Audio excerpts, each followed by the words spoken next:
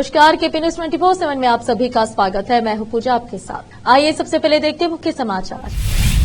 पूर्व डीजीपी ओम प्रकाश की पत्नी गिरफ्तार, बेंगलुरु पुलिस कमिश्नर ने हत्या मामले में अपडेट साझा किया। जहीराबाद के शांतिनगर स्थित फिरदौस मस्जिद में निःशुल्क खतना शिविर का किया गया आयोजन। जाति को शिक्षा और नौकरियों में अलग अलग समूहों में विभाजित नहीं किया जा सकता, कर्नाटक हाईकोर्ट ने कहा। मुंब्रा के चंदन नगर क्षेत्र में 4 दीवारों की इमारत का एक हिस्सा डर गया। संसद ही सर्वोच्च है, इससे ऊपर कोई अथॉरिटी नहीं, उपराष्ट्रपति जगदीप धनखड़ ने कहा। प्रधानमंत्री नरेंद्र मोदी का सऊदी अरब के काटूर में संयुक्त स्वागत। मोदी की इस खाड़ी देश की यह तीसरी यात्रा है।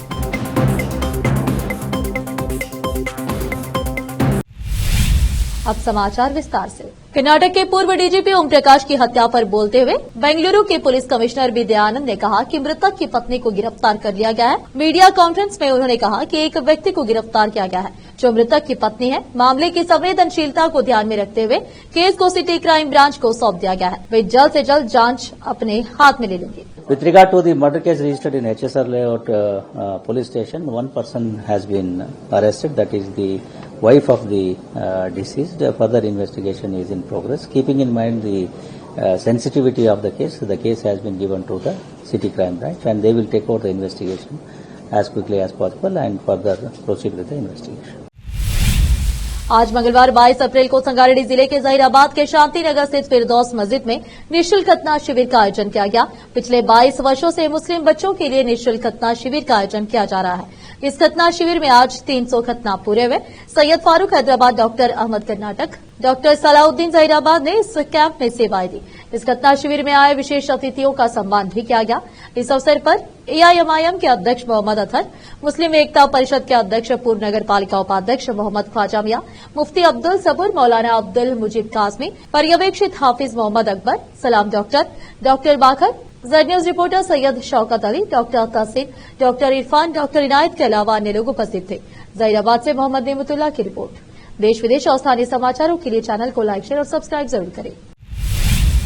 कर्नाटक उच्च न्यायालय ने फैसला दिया है कि एक ही समुदाय को शिक्षा और रोजगार के लिए 2 अलग अलग आरक्षण श्रेणियों के तहत नहीं रखा जा सकता।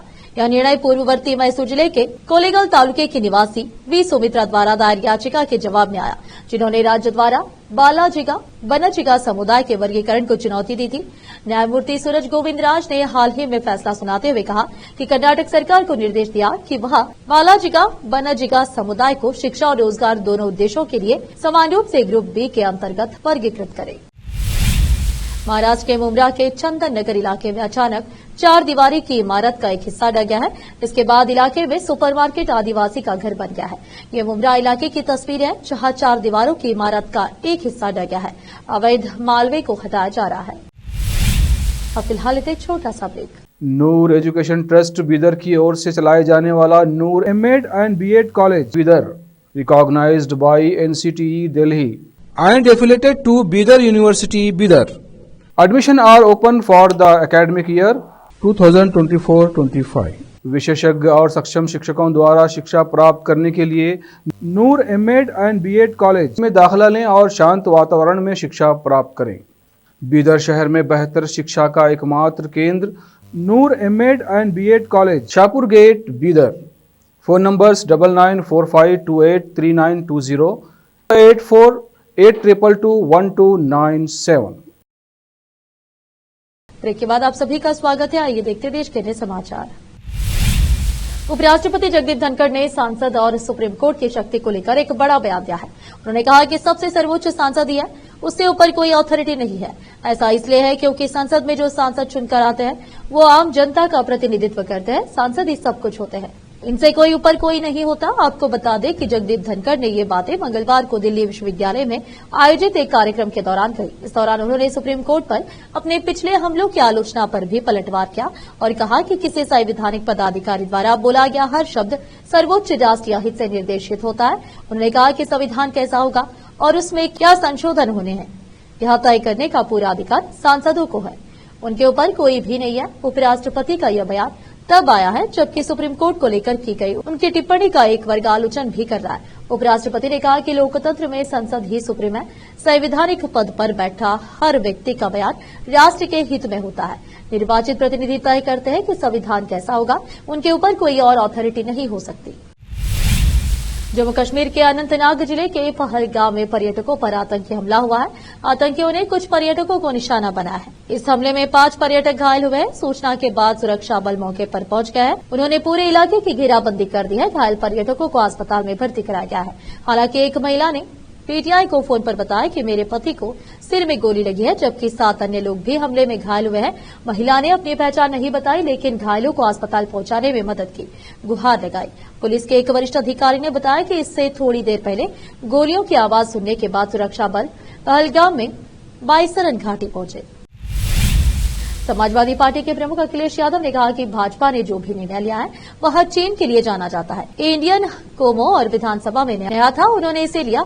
जीएसटी लागू करके उन्होंने बिजनेस छीन लिया। कई बिजनेस के लिए बंद हो गए। डिवीजन लेकर उन्होंने टिकट लेना शुरू कर दिया। अब वे जमीन खरीदने के लिए वक्फ बिल बेच रहे हैं। यह भारतीय जनता पार्टी नहीं बल्कि भारतीय ग्रापली पार्टी है। यह भूमाफिया पार्टी है। देखिए क्या इंटरप्रिटेशन कर रहे हैं आप। इसीलिए बाबा साहब भीमराव अम्बेडकर जी ने कहा कि हाँ संविधान अच्छा है, लेकिन इंप्लीमेंट वाले खराब होंगे तब। इनका जो भी फैसला होता है भारतीय जनता पार्टी का, ये छीनने का होता है। एंग्लो इंडियंस का आरक्षण था, सीटों का लोकसभा में थी, विधानसभा में थी, इन्होंने छीन लिया। नोटबंदी करके रुपया छीना इन्होंने। जीएसटी लागू कर करके कारोबार छीन लिया, उद्योग बंद हो गए। ये छीनने का काम करते हैं। आरक्षण छीन लिया सब। ये प्राइवेटाइजेशन कर करके पूरा आरक्षण छीन लिया इन्होंने। आउटसोर्स कर करके आरक्षण छीन लिया। कह रहे हैं हम कॉर्पोरेशन बना रहे हैं, और इसीलिए वक्फ बिल लाए, ये जमीन छीनना चाहते हैं। ये भारतीय जनता पार्टी नहीं है, ये भारतीय जमीनी पार्टी है, ये भूमाफिया पार्टी है। इनके लोग केवल जमीन देखते हैं, कहां जमीन है, छीन लो जमीन को। रामबन जम्मू कश्मीर के मुख्यमंत्री उमर अब्दुल्ला ने कहा कि रामबन में हालात खराब है, कि ऐसी जगह है जहां हाईवे बंद है। पर्यटकों के साथ मेरी बैठक हुई है। उम्मीद है कि 24 घंटे में हम हाईवे कम से कम 1 वे के लिए खोल दे जाएंगे। बाकी हमारे पास 3 से 4 दिन के लिए जरूरी दवाइयां हैं, किसी भी चीज की कमी नहीं है। क्या हालात वहाँ के? हालत खराब है। हालत खराब है। कई ऐसी जगह हैं जहां हाईवे बंद है। अफसरों से मैंने मीटिंग की। उम्मीद की जा रही है कि 24 घंटे के अंदर हम हाईवे कम से कम 1 वे ट्रैफिक के लिए जो है खोल पाएं। लेकिन इसके साथ साथ क्योंकि मैं चाहता नहीं हूं कि यहां अफवाहों का बाजार जो है वो शुरू हो जाए। हालांकि हम अपनी जगह मुतमईन हैं कि कम से कम 3-4 दिन के लिए अब हमारे पास तमाम एसेंशियल सप्लाईज हैं, तेल, केरोसिन, डीजल वगैरह समेत। लेकिन उसके बावजूद लोगों को ये तसल्ली देने के लिए कि रास्ते बंद नहीं हैं, वादी जो है वो कट ऑफ नहीं है, मैंने अफसरों से कहा हुआ है कि एक कॉन्वॉय तेल की गाड़ियों का सिर्फ यहाँ के लोगों को राहत देने के लिए और यहाँ के लोगों को ये एहसास देने के लिए कि हम कटे नहीं हैं, हम मुगल रोड के जरिए जो है उन टैंकरों का बंदोबस्त कर लेंगे। लेकिन मैं फिर ये बात दोहराना चाहता हूँ, किसी चीज की कमी नहीं है, कोई ब्लैक मार्केटिंग की जरूरत नहीं है। किसी ब्लैक मार्केटिंग या होर्डिंग या इस तरह के हरकतों को इजाजत नहीं दी जाएगी। जहां जहां इस तरह की शिकायतें आएंगी उनके खिलाफ सख्त से सख्त कार्रवाई की जाएगी। इसी के साथ साथ मैं आपके जरिए government of India ministry of civil aviation से भी गुजारिश करता हूं, जनाब जरा जहाज के टिकटों के दामों पर एक नजर रखें। मेरे एक काबिना के साथी जो श्रीनगर से जम्मू जाना चाहती थी, आज उनको 60,000 रुपए का एक रेट किसी ने दिया। 60,000 रुपए यहां से जम्मू जाने के लिए। जाहिर सी बात है वो नहीं गई, लेकिन ये सिलसिला चलना नहीं चाहिए। मरकज को, खासकर सिविल एविएशन मिनिस्ट्री को इस पर नजर रखनी होगी। अब फिलहाल एक और छोटा सा break. Noor education trust Bidar की ओर से चलाए जाने वाला Noor M Ed and B Ed college Bidar, recognised by NCTE Delhi and affiliated to Bidar University, Bidar. Admission are open for the academic year 2024-25. विशेषज्ञ और सक्षम शिक्षकों द्वारा शिक्षा प्राप्त करने के लिए नूर एमएड एंड बीएड कॉलेज में दाखिला लें और शांत वातावरण में शिक्षा प्राप्त करें। बीदर शहर में बेहतर शिक्षा का एकमात्र केंद्र Noor M Ed and B Ed college, Shahpur gate, Bidar.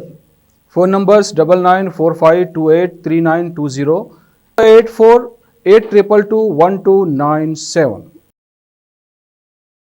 Break के बाद आप सभी का स्वागत है। आइए देखते देश के अन्य समाचार।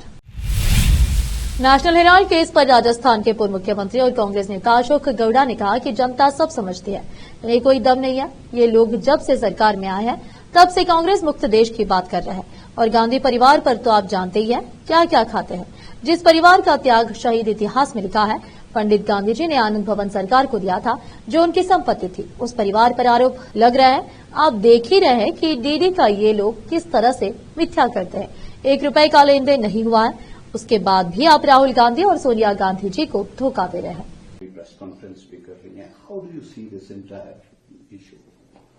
देखिए, आजकल पब्लिक समझती भी है, कोई दम नहीं इन बातों में। और ये लोग भी जब से सरकार में आए हैं ना, टारगेट कर रहे हैं। कभी कांग्रेस मुक्त भारत की बात कर रहे हैं, विपक्ष मुक्त की बात करते हैं। और गांधी परिवार के तो आप देख ही रहे हैं क्या कमेंट करते हैं। इस परिवार का त्याग बलिदान इतिहास में लिखा गया है। दो नेता प्रधानमंत्री, इंदिरा जी तो प्रधानमंत्री रहते हुए, और राजीव गांधी आप देखते थे कि किस प्रकार से उनकी हत्या हो गई। इतने बड़े त्याग बलिदान हुए परिवार के अंदर।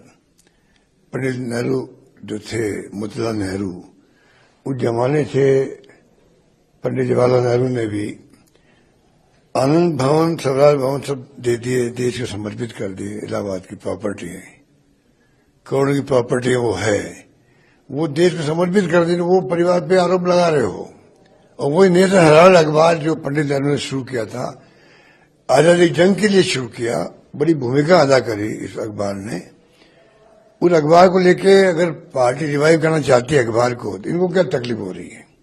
तो जिस प्रकार का माहौल बनाया गया, झूठे आरोप लगाए गए, और ईडी को तो इनकी आप देखते हैं कि किस प्रकार दुरुपयोग करते हैं ईडी का। वो तो वॉशिंग मशीन इनके पास बनी हुई है, जो जाएगा बीजेपी में वो दूध धल जाएगा बिल्कुल उसके अंदर। तो इसमें कोई दम नहीं है। 1 रुपए का लेन देन नहीं हुआ, पैसों का ट्रांजैक्शन नहीं हुआ इसके अंदर।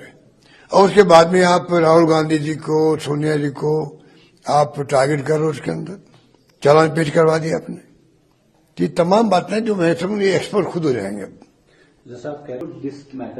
अरे भाई, आपका जो इलेक्टोरल बॉन्ड है, सुप्रीम कोर्ट ने कह दिया कि संविधान के विपरीत है, ये इलीगल है।